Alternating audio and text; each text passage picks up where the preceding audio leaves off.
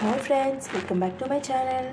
ఇవాళ మన ఛానల్లో నేను మీకు చూపించబోతున్న రెసిపీ వచ్చేసి లెమన్ పికెల్ అండి. నిమ్మకాయ ఊరగాయ. ఎవరికైనా కూడా పెరుగన్నంలో బెస్ట్ కాంబినేషన్ అని చెప్పచ్చు.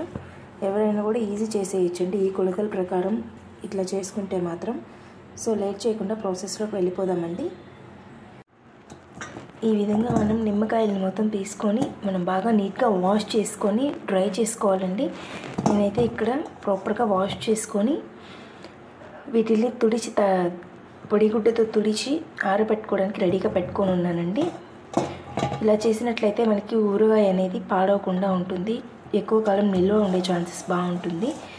సో మీరు కూడా ఇలానే వాష్ చేసుకొని డ్రై చేసుకోండి. నీట్గా పొడిగుడ్డతో తుడిచి పెట్టుకున్నారంటే బాగుంటుంది. సో కొద్దిగా అక్కడక్కడ పచ్చికాయలు కూడా ఉన్నాయి. ఇవేంటంటే మనకి మాగిపోతుందండి, ఊర పెడతాం కదా ఒక 3 days తర్వాత. సో ఏం ప్రాబ్లం లేదు, డ్రై చేసుకుందాం. ఈ విధంగా నేనైతే నిమ్మకాయని కట్ చేసి పెట్టుకున్నానండి. ఒక నిమ్మకాయని 4 pieces కట్ చేసుకోండి.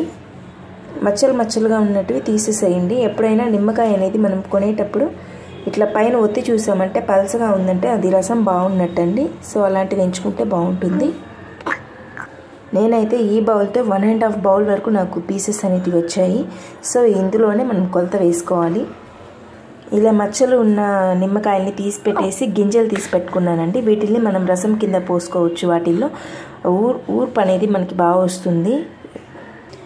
చూసారు కదా, ఈ విధంగా మనం పిండి తీసుకున్నట్లయితే మనకి గుజ్జు బాగా వస్తుంది ఊరగాయలు. ఈ కప్తోనే నేను సాల్ట్ కూడా తీసుకుంటున్నానండి. పసుపు ఒక 1.5 spoon వరకు. చూసారు కదండి, సెకండ్ డేకి అందులో నుంచి గుజ్జు ఎలా రిలీజ్ అయిందో, వాటర్ కూడా బాగా వచ్చింది. సో ఇలా డే బై డే మనము దాన్ని చూసుకుంటూ ఉండాలి, బూజు పడుతుందా లేదా, నీట్గా ఉందా అనేసి. ఇలా చెక్ చేసుకుంటున్న సమయంలోనే మనం సాల్ట్ అనేది సరిపోయిందా లేదా అనేది చెక్ చేసుకుంటూ ఉండాలండి. సో నాకైతే మొత్తం కరెక్ట్గా సరిపోయింది. సాల్ట్ అనేది సరిపడినట్లయితే వేసుకోండి, లేదంటే మనకి ఇలా బూజు పట్టేస్తుంది. ఊరుతున్న సమయంలోనే బూజు వచ్చేస్తుందండి. సో జాగ్రత్తగా చూసుకుంటూ ఉండండి. తాటేకి చూసారు కదా అండి, ఎలా మనకి గుజ్జు అనేది బాగా వస్తుంది, ఊర్పు. ఆ కన్సిస్టెన్సీ అనేది కూడా ఫస్ట్ డేకి థర్డ్ డేకి చాలా చేంజ్ అయింది కదా. సో ఇలా ఊరు పెట్టుకుంటూ ఉండాలి మనం, చెక్ చేసుకుంటూ బూజు పట్టకుండా. చెక్ చేస్తున్న సమయంలో సాల్ట్ కూడా చెక్ చేసుకోండి. ఒకవేళ సరిపడినట్లయితే కొద్దిగా యాడ్ చేసుకోండి.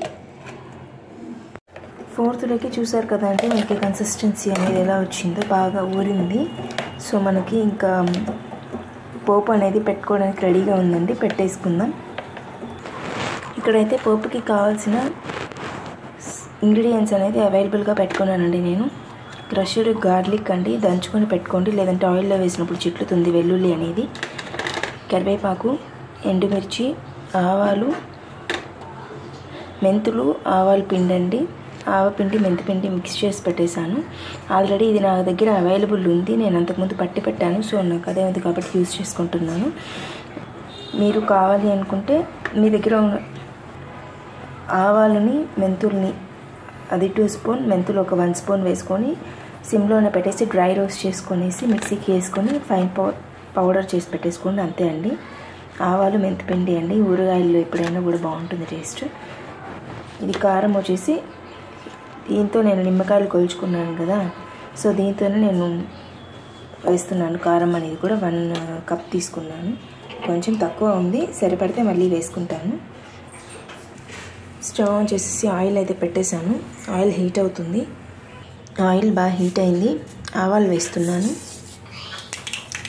వెల్లుల్లి, ఎండుమిర్చి, కరివేపాకు మాత్రం మనకి స్టవ్ కట్టేసి వేసుకోండి, ఎందుకంటే అవి త్వరగా మాడిపోతుంటాయి. సో అందుకు నేను స్టవ్ ఆఫ్ వేసాను. ఎండుమిర్చి, కరివేపాకుని బాగా ఫ్రై అవ్వనివ్వాలి, ఎందుకంటే అందులో తడి తేమ ఏమన్నా ఉంటే మనం ఫ్రై అవ్వనిచ్చామంటే క్రిస్పీగా అవ్వాలి. అప్పుడు మనకి తడి తేమ ఉన్నా కూడా ఊరగాయలు అది పాడయ్యే ఛాన్సెస్ ఉండదు. సో బాగా ఫ్రై చేసుకోవాలి. కొంచెం ఇంగువ వేస్తున్నానండి. చాలామంది ఊరగాయల్లో అనేది ఇంగువ వేస్తే మెత్తబడిపోతుంది ముక్క అనేది అంటారు. బట్ ఏంటంటే ఇంగువ వేస్తే మాత్రం టేస్ట్ అనేది బాగుంటుందండి. టేస్ట్ స్మెల్ కానీ టేస్ట్ కానీ సూపర్గా ఉంటుంది. సో ఇక్కడ నేనైతే చిటికెడు ఇంగువ కూడా వేసాను. ఇప్పుడు ఇది కంప్లీట్లీ మనకి కూల్ అయ్యేసరికి అప్పుడు మనం మిక్స్ చేసుకోవాలి ఊరగాయలు అనేది. సో నేను ఇక్కడ కూల్ చేసుకుంటున్నాను. ఈలోపు మనం ఈ ఊరగాయలు కారము, ఆవ మెంతిపిండి మిక్స్ చేసి పెట్టుకుందామండి. ఆవాలు, మెంతిపిండి నేను తీసుకున్న క్వాంటిటీగా అయితే ఒక 3 స్పూన్స్ వరకు వేసానండి. చిన్న స్పూన్తో టీ స్పూన్స్ వేసాను, సరిపోతుంది. కారము ఇక్కడ నేనైతే పట్టించిన కారమే వాడుతున్నానండి. ఇంట్లో పట్టించిన కారంని యూజ్ చేస్తున్నాను. సో అలా చేసుకున్నట్లయితే మనకి కలర్ బాగుంటుంది, టెక్స్చర్ బాగుంటుంది, టేస్ట్ కూడా బాగుంటుంది. సో ఇప్పుడు ఇట్లా దీన్ని బాగా మిక్స్ చేసుకోవాలి. నేను తీసుకున్న క్వాంటిటీకి అయితే నేను చూపించిన క్వాంటిటీ కారం, ఆవ మెంతిపిండి ఇవన్నీ కరెక్ట్గా సరిపోయిందండి. సాల్ట్, పసుపు కూడాను చెక్ చేశాను, కరెక్ట్గా ఉంది సాల్ట్ అనేది కూడాను. మీకు ఒకవేళ సాల్ట్ సరిపడినట్లయితే, సరిపోకున్నట్లయితే ఈ స్టేజ్లో యాడ్ చేసేసుకున్నట్లయితే మీకు కరెక్ట్గా ఉంటుందండి. లేదంటే మళ్ళీ పాడయ్యే ఛాన్సెస్ ఉంటుంది. సో ఇట్లా కలుపుతున్నప్పుడే మొత్తం మనం సాల్ట్ యాడ్ చేసేసుకోండి సరిపోకపోతే. ఆయిల్ అయితే కంప్లీట్గా కూల్ అయిపోయిందండి. ఇప్పుడు మనం మిక్స్ చేసుకుందాం ఊరగాయలు.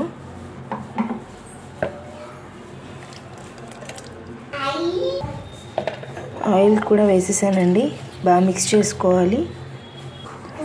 ఆయిల్ అయితే కరెక్ట్గా సరిపోయిందండి.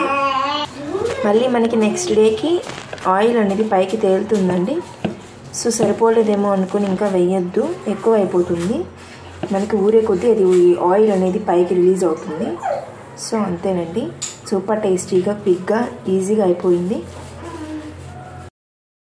చూసారు కదా అండి, ఈ విధంగా మన తెలుగింటి సాంప్రదాయం ప్రకారం అయితే మనం పికిల్స్ అనేది ఎక్కువ యూజ్ చేస్తుంటాం. అందులోనూ నిమ్మకాయ అంటే పెరుగన్నంలో బాగా వాడుతుంటామండి. సో ఈ విధంగా ఈ టిప్స్తో ఫాలో అయిపోయి ఈ మెజర్మెంట్స్ ప్రకారం చేసుకున్నట్లయితే సూపర్ టేస్టీ వస్తుంది. సింపుల్ అండ్ క్విక్గా కూడా చేసేసుకోవచ్చు. సో ఈ వీడియో కానీ మీకు నచ్చినట్లయితే నా ఈ వీడియోని సబ్స్క్రైబ్ చేయండి, లైక్ చేయండి, షేర్ చేయండి, మీ ఫ్రెండ్స్ అండ్ ఫ్యామిలీ మెంబర్స్కి షేర్ చేయండి. మీకు నచ్చినట్లయితే మీరు కూడా ట్రై చేసి మీ వాల్యుబుల్ ఫీడ్బ్యాక్ని నాకు కామెంట్ చేయండి. మరో మంచి రెసిపీతో మీ ముందు ఉంటాను. Until then stay tune.